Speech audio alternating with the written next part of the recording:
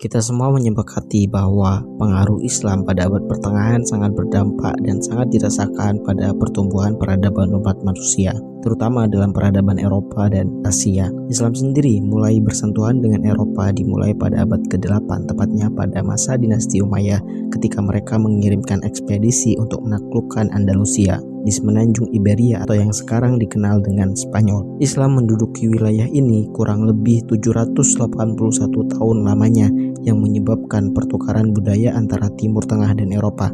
Islam juga mengembangkan pendidikan di sana. Bahkan banyak orang-orang Eropa yang ke Andalusia untuk menuntut ilmu dan menghasilkan ilmuwan-ilmuwan hebat. Yang menariknya adalah wilayah Umayyah di Eropa kemudian menjadi sebuah wilayah yang berkembang sangat pesat dan memisahkan diri dari dinasti-dinasti Islam yang berada di tanah Arab atau Timur Tengah. Maka dari itu, inilah sejarah peradaban Islam di Eropa.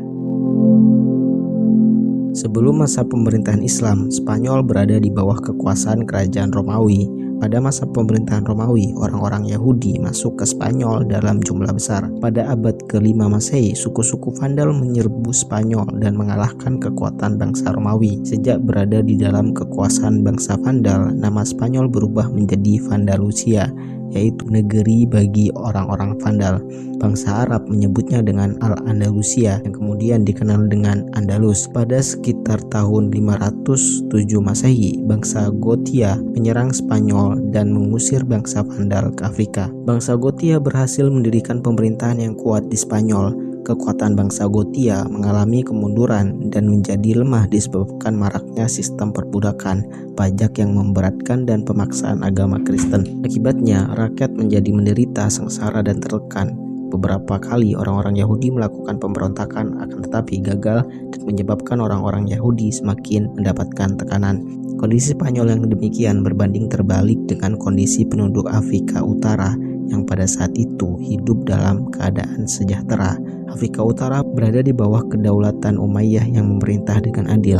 Penduduk Spanyol berharap dapat membebaskan diri dari kekejaman bangsa Gothia. Islam mulai bersentuhan langsung dengan Spanyol pada tahun 711, tepatnya pada misi penaklukan yang dilakukan pada masa dinasti Umayyah. Terdapat 3 pahlawan yang dinyatakan berpengaruh dalam pembukaan wilayah Spanyol ini, dimulai dari Thorif bin Malik yang membuka ekspedisi pertama. Yang kedua adalah Torik bin Ziyad yang berhasil membuka jalan masuk menuju Andalusia.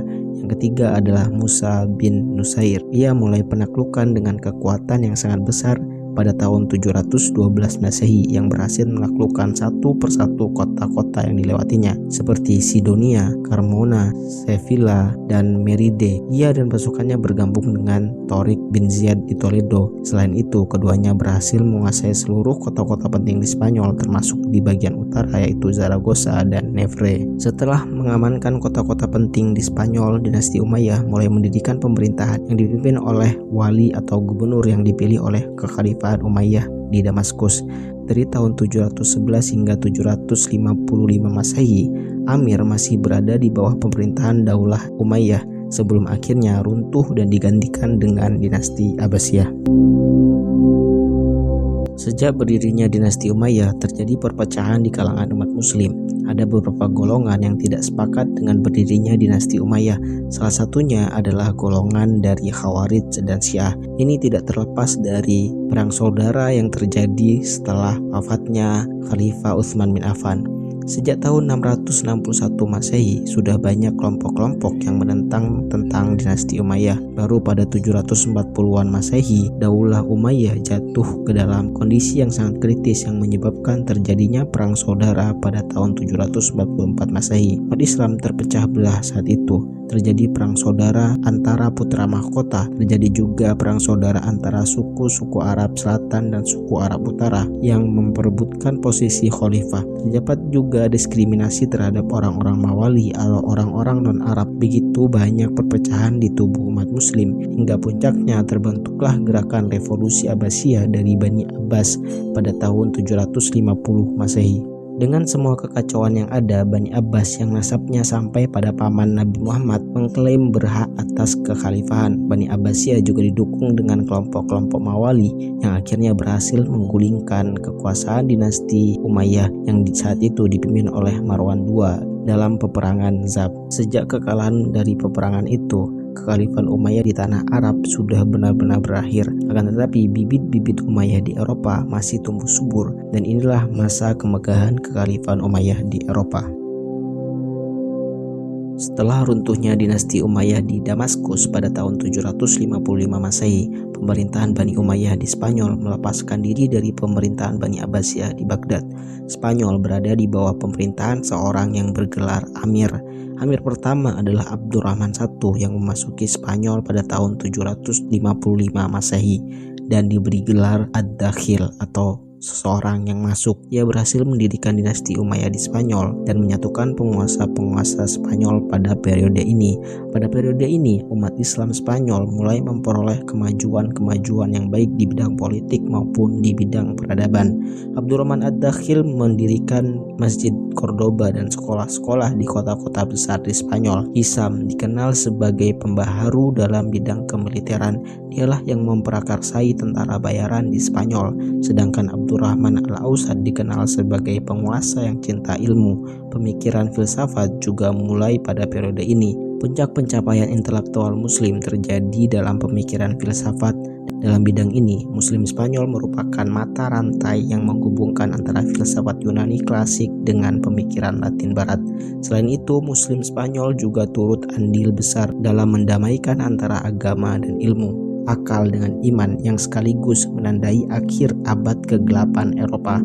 Pada masa kekhalifahan Al-Hakam II, yaitu pada tahun 961 hingga 976 Masehi, ribuan karya ilmiah filosofis diimpor dari timur. Karya-karya tersebut terhimpun dalam perpustakaan pribadinya. Kebijakan Al-Hakam yang mendukung terciptanya lingkungan intelektual inilah yang menjadikan Cordova dengan perpustakaan dan universitas-universitasnya mampu menyaingi Baghdad sebagai pusat utama ilmu pengetahuan di dalam dunia Islam. Sekaligus hal ini merupakan persiapan bagi lahirnya filosof-filosof besar Spanyol pada masa yang akan datang.